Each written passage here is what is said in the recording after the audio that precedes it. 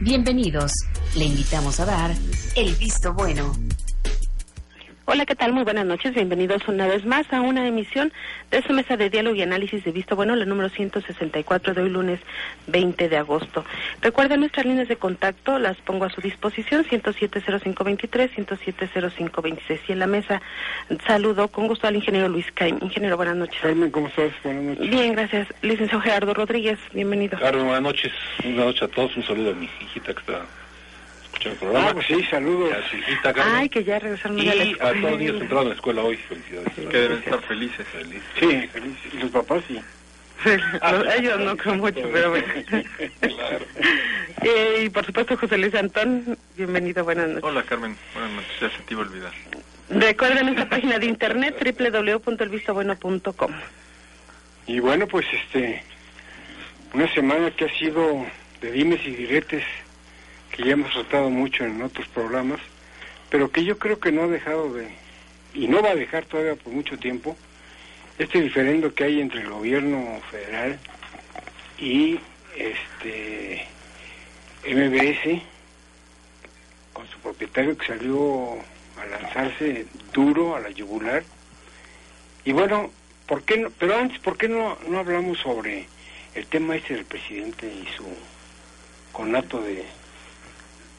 Yo no sé si es una telenovela o efectivamente pudo haber sucedido. Qué difícil es entender lo que pasó, ¿no, Pepe?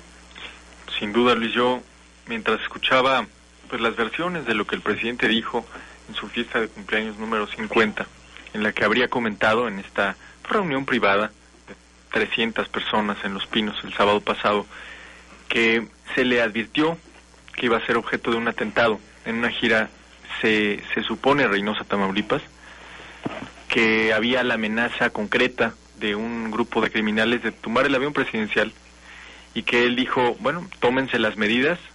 Se armó un cerco del ejército, pero hoy también se revela que pidió, o habría pedido, a Sepropie grabar un video para su familia en caso de que algo sucediera.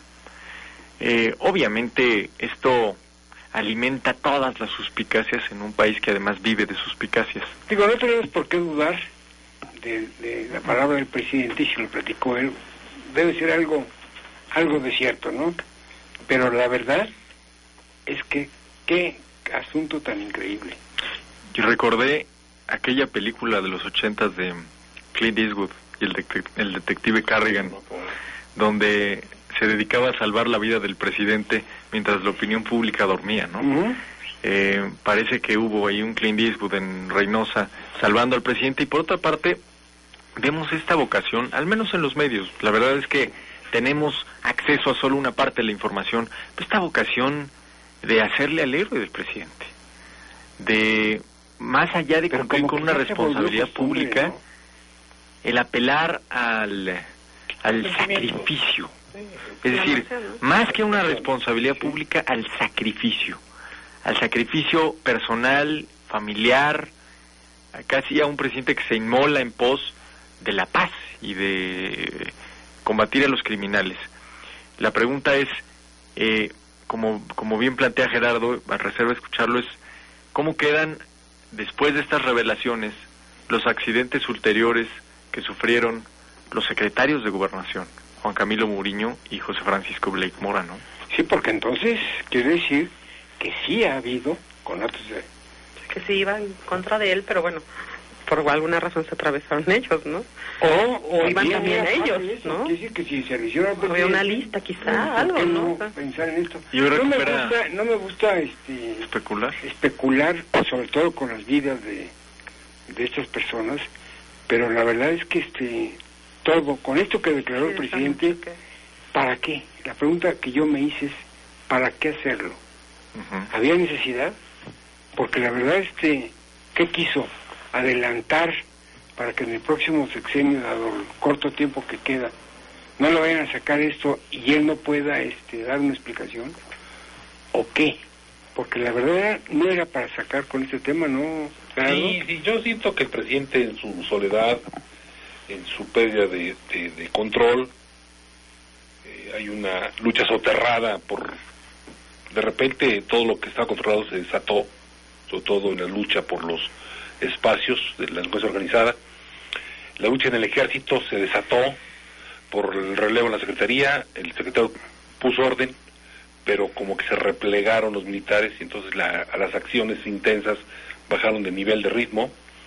Yo creo que el presidente apeló más a generar un sentimiento, a una emoción de reconocerle su riesgo, su entrega hasta con la vida por el bien de la patria, porque aún antes de esto ordena que se elaboren 3 bustos en bronce de los 3 últimos secretarios de gobernación que ha habido, ¿no? Que es, los ¿Y por qué estos 3? Uno porque ya murió, que fue el último de Vicente Fox, y 2 porque murieron en los accidentes. Tendría que ser también a los pilotos de los helicópteros, a los elementos de seguridad, a los secretarios particulares. Digo, todos tienen el mismo nivel y la misma importancia como seres humanos.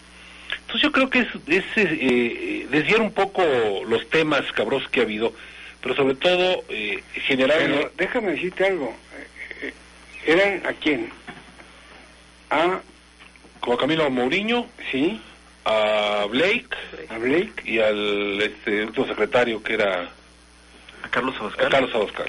Pero Carlos Abascal muere de muerte natural. No, claro. Y entonces, Bueno, ¿y los anteriores? El que se mató en un accidente fue Ramón Martín Huerta. Ramón Martín Huerta y no están... Él sí debió haberse reconocido por un... si reconocen a unos, pues, a unos, a otros, ¿no? Y no descuidar a los militares caídos, a la sociedad civil caída, a los secretarios caídos, a todos, ¿no? Claro. Reconocimiento general. Yo creo que el presidente está en una gran soledad. En su partido no pudo imponer su voluntad, se le salieron del huacal, ha cambiado el discurso y ya no exige, ya suplica al interior de su partido. Sus huestes sí le hacen el caso necesario, pero tampoco se van con todo por delante. Entonces yo creo que es parte de esta soledad, pérdida de poder que él está viviendo.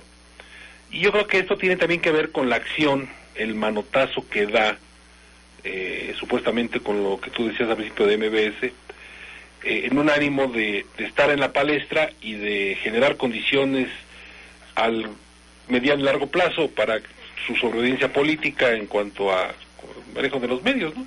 Pero yo no sé, yo veo al presidente al interior de su partido fuerte, es más fuerte que el presidente del PAN, el gerente del PAN. Sí, yo creo que el PAN atraviesa una crisis estructural, más que de personas y de perfiles. Regresando un poco al tema del supuesto atentado, hoy Julián Andrade recupera en su columna un dato interesante, que es la adquisición de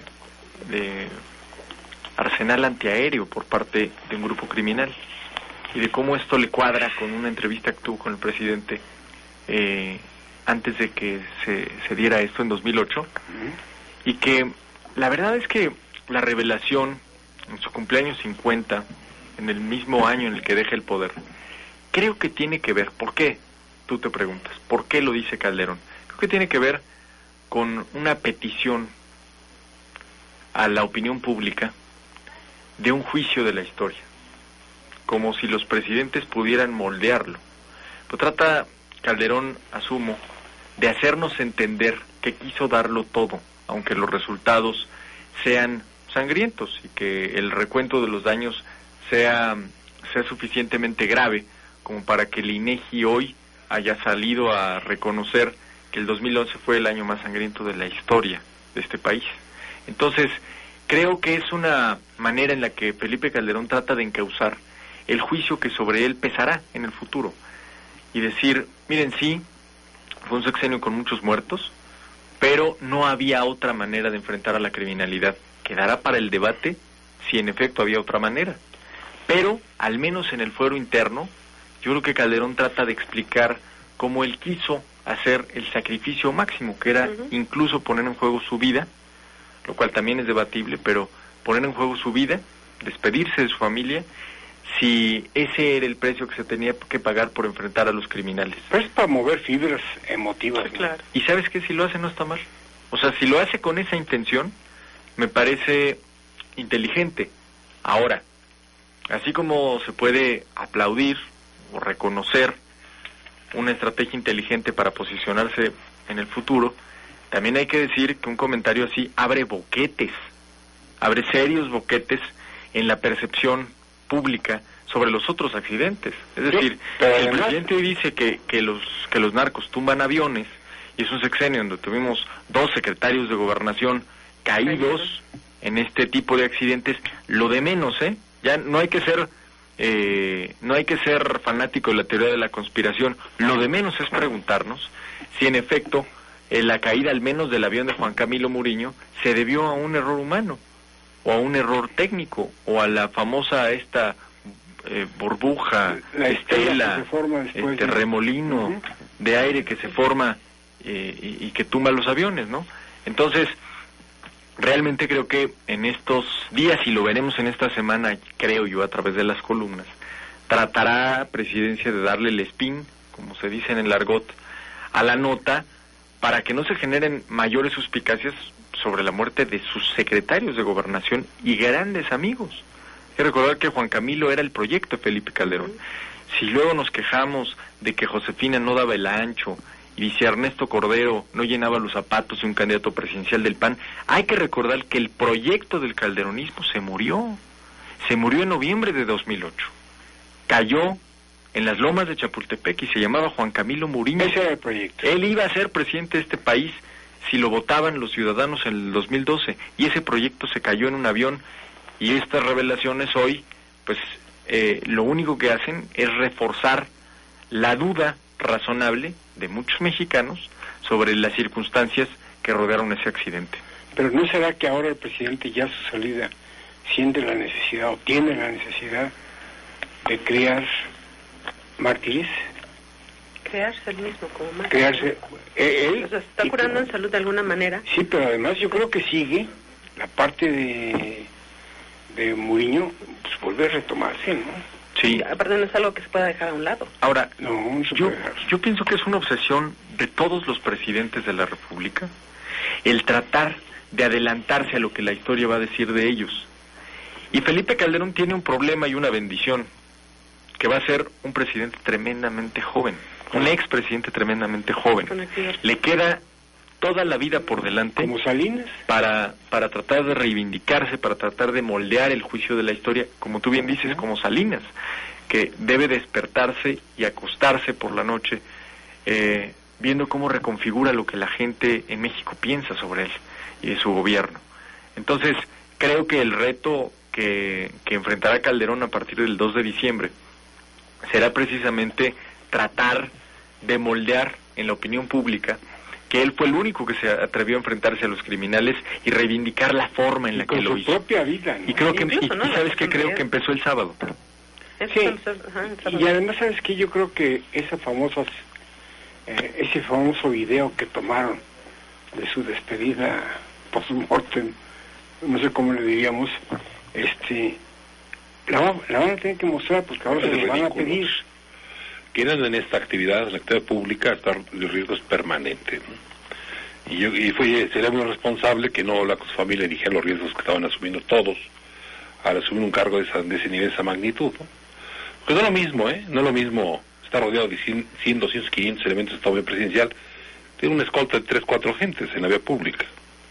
Se dice que está buscando dar clases en Estados Unidos, en alguna universidad, Harvard, alguna universidad de estas, para retirarse del país. Creo que sea muy sano por seguridad personal y por Estados Unidos y por su, porque lo cuida el servicio secreto allá también, y por la situación política del país. Yo creo que es sano que...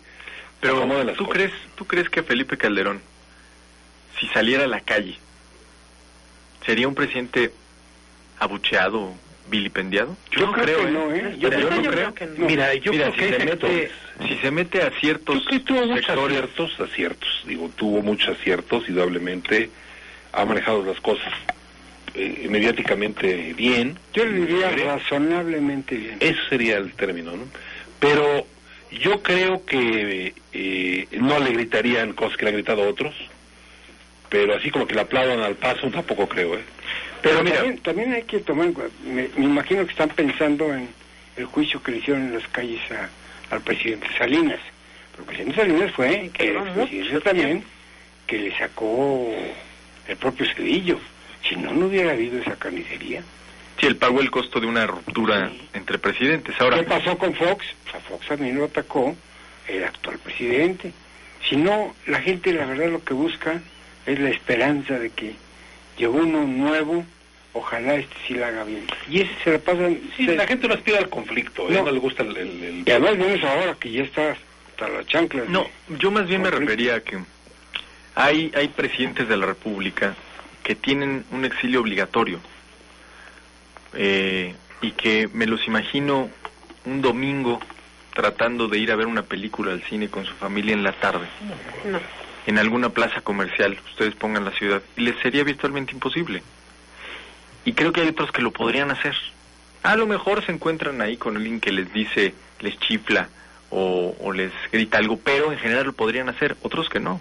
Por ejemplo, me atrevo a pensar que hoy todavía Carlos Salinas no lo puede hacer. No lo puede hacer. ¿No lo puede hacer? Miguel de la Madrid sí lo podría haber hecho. Miguel de la Madrid lo podía hacer perfectamente.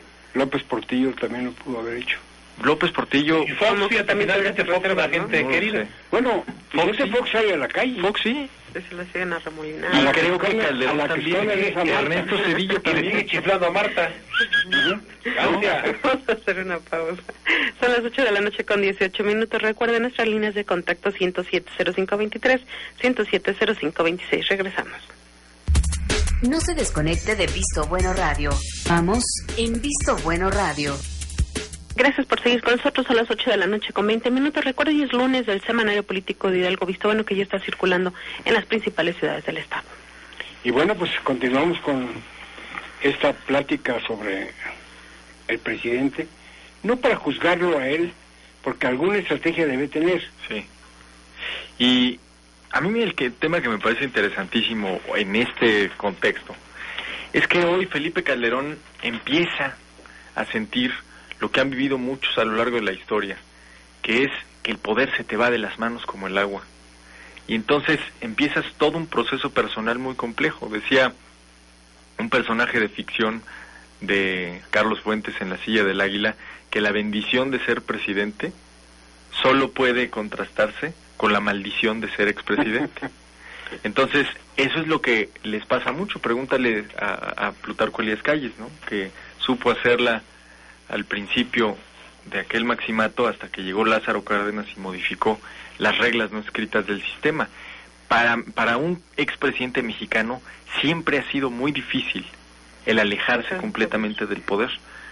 Lo debe entender muy bien Carlos Salinas, lo entendió de mala manera Luis Echeverría, lo entendió patéticamente José López Portillo, ¿no? Que fue un hombre que representaba, era el ícono del poder, el ícono del Tlatoani, y acabó saliendo con Pati Chapoy peleando por los bienes con Sasha Montenegro. Entonces, la vida de expresidente no es sencilla, y Felipe Calderón acaba de cumplir 50 años.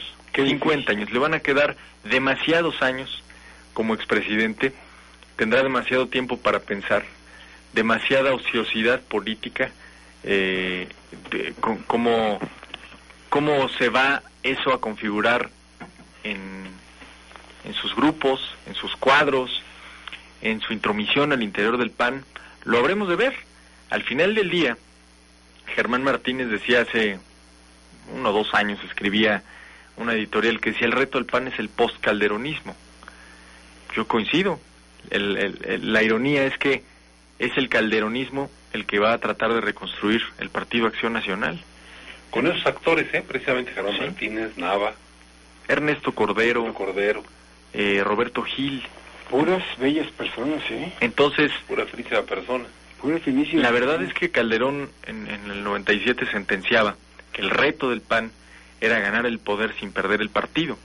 Bueno, ganó el poder, ganó el partido, perdió el poder, perdió el partido, y hoy esa frase parece una caricatura, ¿no?, de todo lo que le tocó vivir al PAN en 3 lustros. Entonces, la frase del presidente no es casual, la que dice en su cumpleaños, estuvo en riesgo mi vida porque me advirtieron que había un atentado. Creo que tiene que ver con una estrategia de muy largo plazo.